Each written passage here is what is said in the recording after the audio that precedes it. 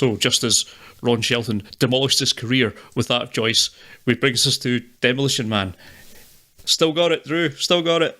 Yay. Yay. What is it exactly that you've got, Scott, and is it contagious? So, for I was going to say possibly silly, entirely, utterly silly film. Yes. This turns out to be the one that I've written the most for. By a distance. So folks, buckle in. One of the earliest films I can remember going to the cinema to see with Craig and or Scott was indeed 1993's Demolition Man. Yeah. A film which seemed to have a strong impact on us as exchanges of mellow salutations, Craig Eastman, and have a peachy day, Scott Morris, and the like persisted for quite some time. And actually, to be honest, haven't 100% ceased to this day. Another early film we saw together was Chain Reaction, so sadly not all of those experiences were quite so fun. And if you don't remember Chain Reaction, I envy you.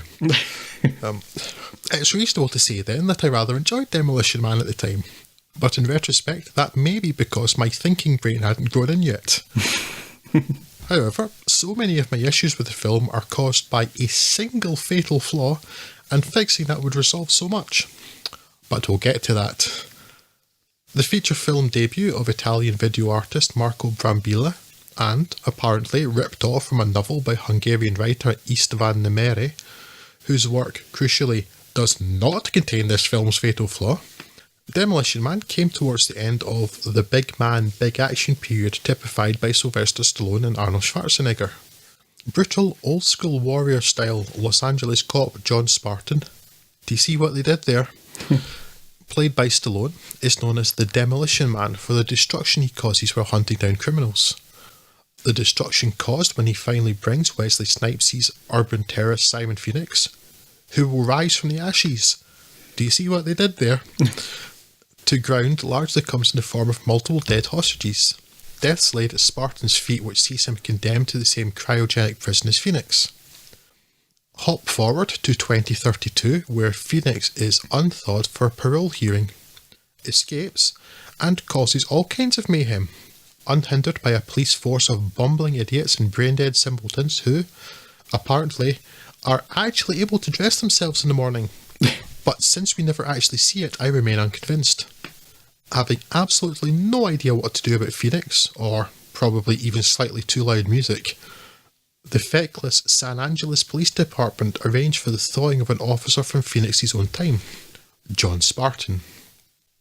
In this brave new world, Spartan is greeted by Sandra Bullock's Lieutenant Lenina Huxley. Do you see what they did there? And dropped into a society where, despite the fun made at his expense due to his lack of knowledge of current bathroom habits, he's seemingly the only thinking adult. While wrecking a decent portion of the city with his Neanderthal ways in pursuit of Phoenix, Spartan uncovers the dirty truth hiding just beneath the squeaky clean veneer of future America. There are also car chases, gun battles, hand-to-hand fighting and such like. And Stallone's the hero. The best thing about the film, by far, is, again, Wesley Snipes.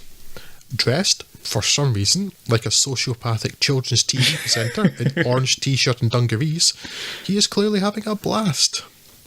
He takes the film exactly as seriously as it deserves to be taken, without ever winking about it, and takes us along for the ride. He even gets one of the more memorable movie deaths, even if I'm not entirely clear on what the wee blue ball actually is.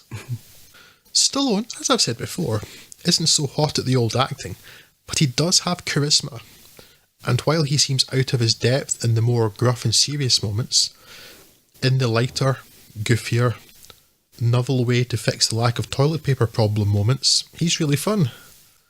Likewise Sandra Bullock, who in this period, Speed would arrive just the next year, wasn't perhaps being stretched as a thespian, but was likeable and fun, and plays Huxley with the earnestness the role needs. This, of course, in comparison to nowadays, when she's miserable and barely tolerable. Hell, even Rob Schneider's presence isn't as objectionable as you'd expect. This is the one and only time you'll ever hear me say that. Yeah, still not good, just not not grating. Yeah. Yes. So all of that seems reasonably positive, you might think. So what's the problem? Well, there are two.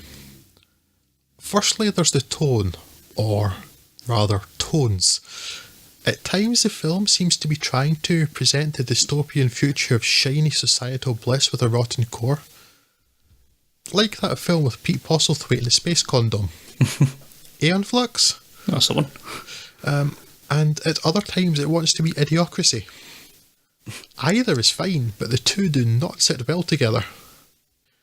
But the key problem, the issue that undercuts everything, is the timescale. Setting things in the future always has the potential to age a film and probably seem particularly short-sighted. 1982's Blade Runner and 1984's The Terminator had futures that were set in, respectively, 2019 and 2029. They may seem to have comically missed the mark viewing them today, but it's not so hard to imagine a through line from our present to a time when their futures aren't so far-fetched, and possibly not even on the longest timescale. Crucially, the people still seem recognisable. Demolition Man, on the other hand, begins its descent into future dystopia a scant 3 years after its production date, and the main bulk of the film takes place less than 40 years hence. A time in which all crime has been eradicated, all memory has been eradicated, apparently all thinking has been eradicated, and the entirety of human civilization has become unrecognisable. Mm. It's not just preposterous, it's stupid and offensive. A woman in a restaurant, a Taco Bell, the only extant restaurant, though famously Pizza Hut in Europe, treats John Spartan like he were Brendan Fraser's California man come to dinner. Shut the hell up, lady, he's about the age of your dad. Bob Gunton's witless, hapless police chief is another example, not being enormously younger than Spartan himself. And there's even still an officer on the force who served with Spartan in the 90s. Yeah. Compounding this are several snippets littered throughout the film that suggest the current blissful state of affairs can't be much older than 15 or 20 years at a stretch. As such, it causes the film to fail utterly because nothing any character does or says carries any weight or truthfulness, nor the society in which it's set. What's worse is that it's unnecessary.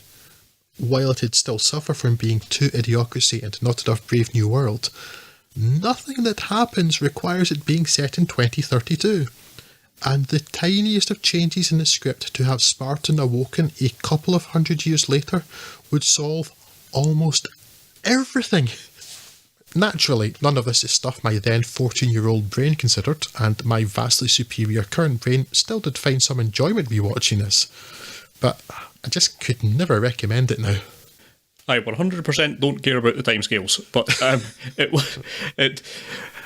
I know things were bad early 90s in LA, but what kind of mindset must you have been in 92, 93 when you're sitting down to write this and thinking, well, I can see the way things are going, and I reckon in 3 years we'll be in an all-out war zone and we'll have invented cryo-prisons because that's the thing that we'd be able to do in 3 years from a standing start of nothing. It's like, well, that presumably must have made some sense to someone at the time. It's kind of a baffling thing to think about. Yeah, you're of course entirely right about the time slips that's going on with it. It is stupid, but it's a stupid film.